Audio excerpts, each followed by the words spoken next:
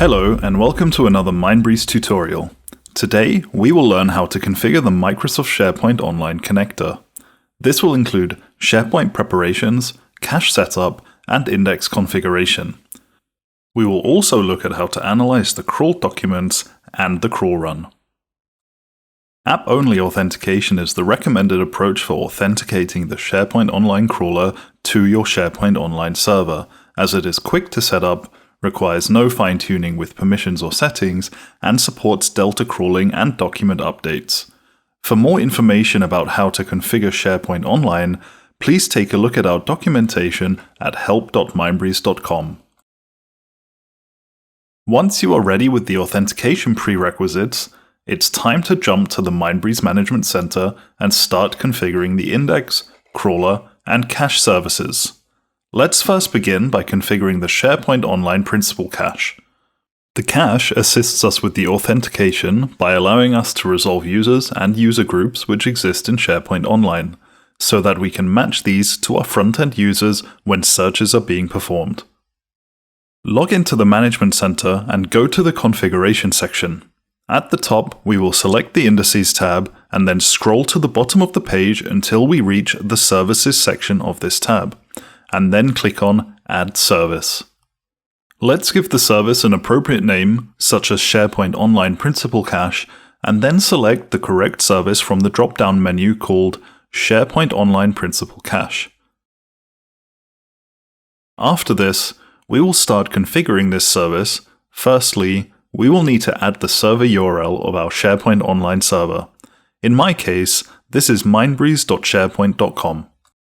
After this, we can select which specific sites we would like to focus on when building the cache with the site relative URL text box. Here, I will add one of my SharePoint sites. After this is done, we will need to next configure the cache's authentication method. In this case, we will use app-only authentication. For this, we will scroll down to the app-only authentication section. Here, we will need to make sure to remember to enable the checkbox at the top. After this, we will need to provide our client ID and secret.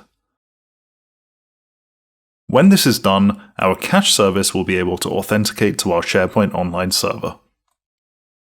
If you have previously configured an LDAP cache, which resolves users and groups from your Active Directory servers, we also have the possibility to point our SharePoint cache to this service to take advantage of it. If that is the case, all we need to do is add the service port to this LDAP settings section here. I will leave this empty for now. Next up, we will configure some further parts of the cache, so let's scroll down until we see the cache settings section. We should ensure we configure the cache update interval. This determines how often the cache is updated. It is important here to update the cache as frequently as necessary, so that any changes to users or groups are reflected in the cache. I will set this to 1 minute.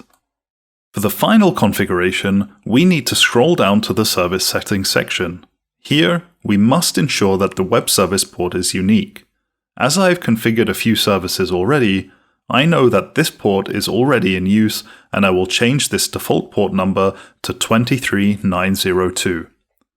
After this is complete, we have now finished configuring the cache, and we can scroll back to the top of the page and apply changes and restart. After waiting a short while for the services to restart, we can check on the contents of our cache by taking a look at the Cache REST API. You can access your cache endpoint via the URL of your management center, which ends in 8443, followed by /cache/ and then your port number. We can execute commands on this via the control endpoint and supplying different parameters. In this case, we can navigate to /control and set the action parameter to check principals, and then set the individual ID parameter to a specific user we would like to check. In my case, I am checking our own test user, developer@mindbreeze.onmicrosoft.com. After entering this URL in the browser, we can see a full list of all of the SharePoint groups this user belongs to, as well as some other information, and can be used for resolving users and groups. For more information about the different possibilities with the API, please have a look at the Principal Cache documentation on help.mindbreeze.com, where you can find a full table of API endpoints and their usages. Now that our caches are ready, let's go ahead and add our SharePoint Online index. To do this, we will head to the Management Center configuration and add a new index to the Indices tab. We will select the web client service which is available, and then under Data Sources, scroll down and select Microsoft SharePoint Online, and then hit Apply. Let's give the index an appropriate name such as SharePoint Online, and then scroll down to the Data Sources section. Here, we should enter an appropriate and unique name for the category instance, and a name which makes sense for our end users in the source name field. After this, don't forget to select the SharePoint Online cache we have just configured and tested from the Caching Principal Resolution Service drop-down menu. In the SharePoint Online section of the Data Source config, we should add the server URL of our SharePoint Online server. This is typically in the form of mycompany.sharepoint.com. In the site relative URLs, we can define a list of the different sites and subsites we wish to crawl, or we can leave it empty for site discovery to be performed. In this case, we will go ahead and add our test site, which is /sites/samplesite1. Now that we have configured the base settings, let's go ahead and configure the authentication method the crawler will use to crawl the documents. To do this, we will scroll to the bottom of the config until we reach the app-only authentication section. Here we will enter our client ID and secret and select the Use App-Only Authentication checkbox. Once we have done this, we can scroll back up to the top of the config and click Save and Restart. You might notice that we receive an error message when we try and do this. This is because the client service has no authentication method enabled, but the index permits no public access. We can enable public access for the index by enabling advanced settings and scrolling down until we find the option Unrestricted Public Access. Let's go ahead and enable this, as well as disabling the option Enforce ACL Evaluation. After we have done this, we can scroll back to the top of the page and hit Save and Restart. After waiting a few minutes for our changes to come into effect, we should now be able to find search results from our index directly in the search client. Let's head to Search Apps, Client in the Management Center and have a look. Let's perform a search for all. This will show us all search results available. We are able to see under the filter Data Sources that SharePoint Online is available to us as a data source and that we have about 249 results available. Now let's take a look at our crawl run in AppTelemetry. Tip: for more information about how to use AppTelemetry, take a look at our AppTelemetry tutorial video here. Let's navigate to Reporting, Telemetry Details,